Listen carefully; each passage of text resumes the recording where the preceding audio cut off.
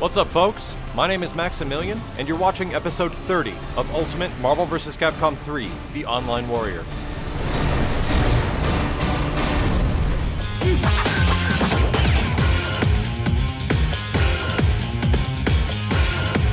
Hey everyone, thank you very much for tuning in to another episode of Ultimate Marvel 3, The Online Warrior. As with most episodes, I'm going to start off with a topic of conversation, and then we're going to get into some of these ranked match analysis and figure out the deciding moment that wins or loses in these matches. I've also got a special gameplay clip from a fellow YouTube community member who makes Marvel videos as well that is pretty special and is going to be saved for the end of this video, so be sure to check that out. But the topic at hand in regards to this episode is hype, and the definition of hype. So, Ultimate Marvel 3 is interesting. It's come to this point now where the game has been out for more than 6 months, and the game is still resting high in regards of tournaments as far as being the spectacle event. A lot of other games have come out since then, and the more notable and more popular games as of right now is, not to include Marvel 3, games like King of Fighters 13, Skullgirls is pretty big right now, and the original Street Fighter 4 series, and more notably that's Arcade Edition 2012. Street Fighter Cross Tekken really dropped off the hype radar really fast and has kind of been dubbed the anti-hype game because of many things that are currently plaguing the game as we all know. But what's interesting is the placement of this hype gauge as far as fighting game hype, which games are the most exciting to watch and which games you get really amped about. There's a lot of other games on here. I get personally really hyped up for Soul Calibur games, but hype is a interesting factor when it comes to fighting games. It depends if the crowd is into it, depends if the commentators are into it, and it depends how important the match is. There's a lot of things that determine how much hype is behind something, and as long as you hype something up, anything can be exciting. Like a game of freaking chess can be ridiculously exciting if you have the right crowd watching it. But something remains to be continually exciting and continually the spectacle event, and I think it's Marvel. Which is funny to say because the element of hype in the fighting game community has been around for a really long time as far as hyping matches up and hyping events up. And that game has been Marvel. Ever since Marvel vs. Capcom 2, Marvel 2 lasted in the community for a really long time, right all the way up until the release of Marvel vs. Capcom 3. And it actually still goes strong today. There's a huge dedicated community of players that are still playing Marvel 2 and still going about that game as if it never stopped. And I can hardly blame them because Marvel 2 has a huge foundation basis of hype and the people that follow it. And that game was really exciting. It had some of the biggest money matches, it had some of the biggest spectacles, and some of the biggest personalities behind it. And when that game was big in its biggest form, the games it had as far as competition were Capcom vs. SNK 2 and games like Third Strike. And sometimes when you got into games like those, they can be very defensive with certain characters. Like the higher end characters in games like CVS 2 could be defensive and then like do really well. Roll canceling was a big factor of that. Third Strike, Chun was a really defensive character. Yoon was a much more offensive character, but at the same time, those games were a lot different, and Marvel remained this brutally offensive, crazy strategic insanity game that kind of remained in the spotlight for so long. And I just find it really interesting that Marvel 3 is a completely different game than Marvel 2. Like, you can take certain aspects of Marvel 2 and compare them to Marvel 3, and sure, you'll find similarities to the untrained eye, but these games are night and day opposites to people that actually played the original Marvel vs. games, and you compare it to Marvel 3.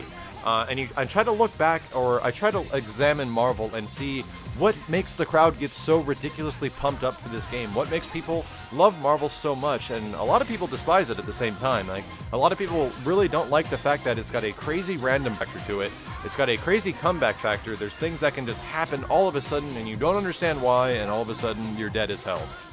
So a lot of top players complain about this all the time, but people keep coming back and people keep playing it. It's got significantly the biggest fan base, I think, of any fighting game out there right now, which is kind of crazy to think. I'm trying to conceptualize and think of all the big fighting game communities out there that are revolving around a single genre or a single game. And you might want to quote me if I'm wrong, but I think Ultimate Marvel 3 is the biggest one right now. And I find that really surprising that all the hype that was Marvel 2 actually carried over into the next Marvel. And I think it was just the sense of this crazy mashup game where anything can happen at any time. I think the reason behind that is actually a big reason that Marvel remains to be hype, that you have to be on your guard 24/7, that you have to be extremely careful about every decision, every move you throw out can lead to an absolute devastating happy birthday on both of your characters, or something like that. I don't know if X Factor is to blame, because X Factor is the direct, most blatant comeback mechanic ever in fighting game history, and actually rewards you more and more and more if you're doing worse and worse and worse. So I don't know if that's it. That's definitely something to be considered as far as a hype factor. It doesn't matter if you have any situation where a character is down 1-3, and even if that one character has level 3 X Factor and makes a comeback, it's still pretty exciting. However, in the age back of Marvel 2, it was much more difficult to come back with a character, and those moments where it did happen were ridiculously hype.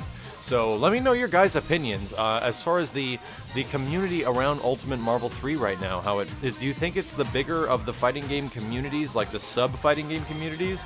Do you think it's the most hype fighting game out there right now, or do you think something else is actually more hype and gets you more amped about watching the gameplay, much less playing it as well?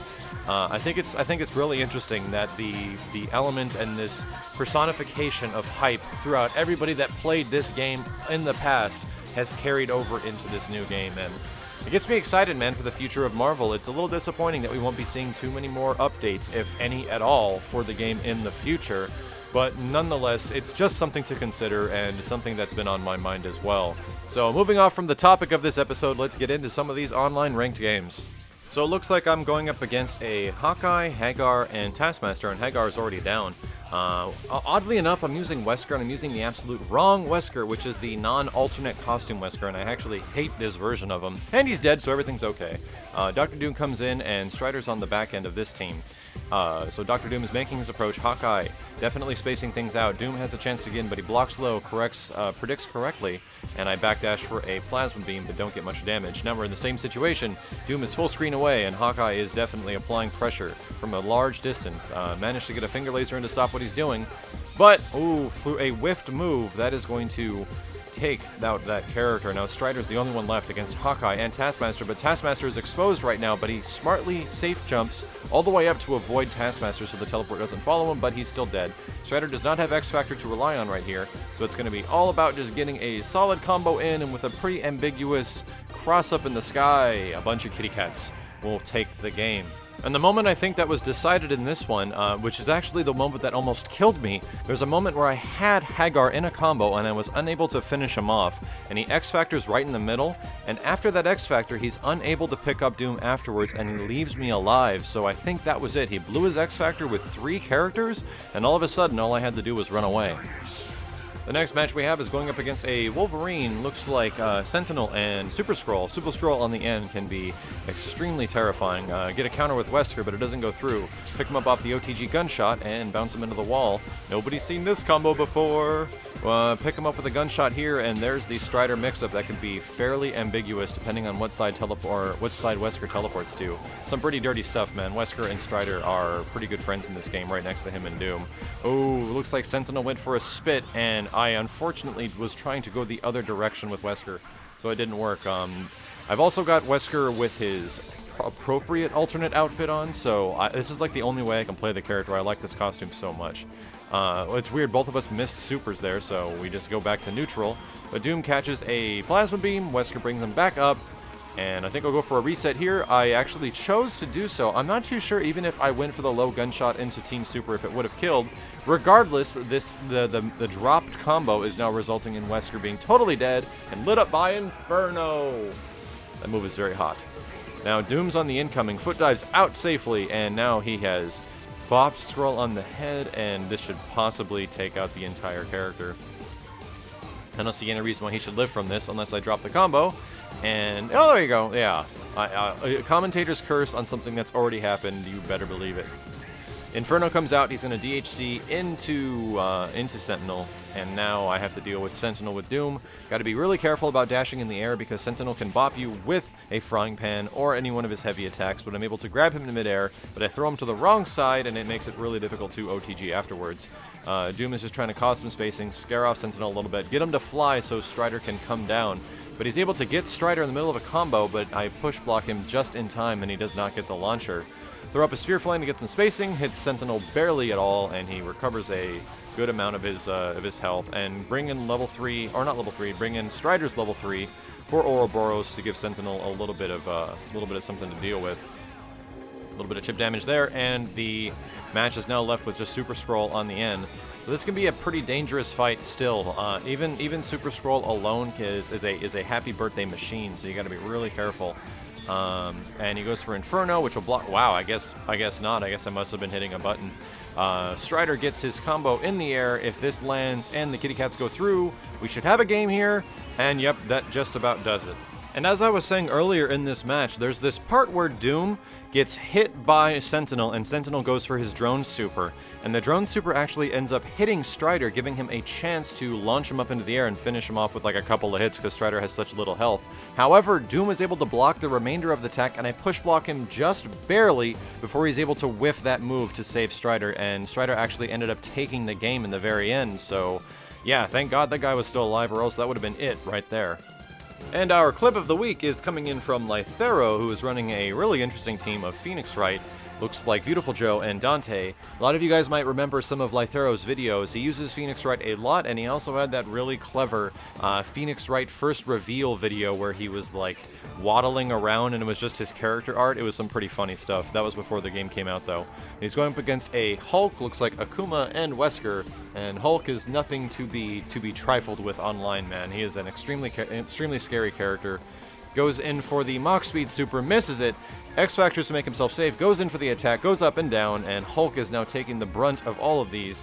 What's nice about Joe's jump-in attack is that it hits multiple times, and it'll actually stop Hulk from doing some of his more powerful moves. But wow, Akuma busts out X-Factor from one beam, throws out another, and Dante is dead, and Beautiful Joe is taking a ton of damage. So wow, even with that final hit at the end, I'm not even too sure if it comboed, but it took off half health of Beautiful Joe, and that big smackdown is all that remains. So now we have poor Mr. Phoenix Wright against one of the strongest things in the universe. Switches stances, goes into the Judge Pound Super, and there's not much you can do after that except take the damage. But Maya is blocking attacks. Phoenix chooses to switch it up, sweeps him, and goes for another Judge Knock Super. And wow, Phoenix might actually have a chance for this. Akuma comes in, going on the offensive, does not realize that you have to stop. Wow. Gets the paper special, goes for the follow-up, jumps up and down, lands another hold it, is stunned, goes up one more time, brings him back down and into the Judge Super. Will this do it? No. He's got barely any health left, but Maya comes in and actually does the slide and not the barrier and saves Phoenix Wright. Now we got Phoenix versus Wesker, and we all know who wins this one most likely, but oh my gosh, he landed the full objection. If he's able to land this full combo, are we going to get the most glorious finisher ever? Oh, I don't know if he's going to go into level 3. He actually goes into the Judge Super, and that does it! KO! That's an absolutely amazing match, and some Phoenix Wright combos in there I have never seen before. I think everyone is unanimous with me here. This clip is freaking amazing. Making a comeback with non-X-Factored Phoenix Wright to take out 3 characters is one of the coolest things I've ever seen. Thank you very much for sending in your clip, Lythero. And if you guys want to also send in your gameplay clips and have me provide commentary for them, please do so by following the instructions on the screen with a video response. But as always, thank you all very much for watching the video. If you enjoyed it, please leave a thumbs up. This has been Maximilian, and I'll see you next time.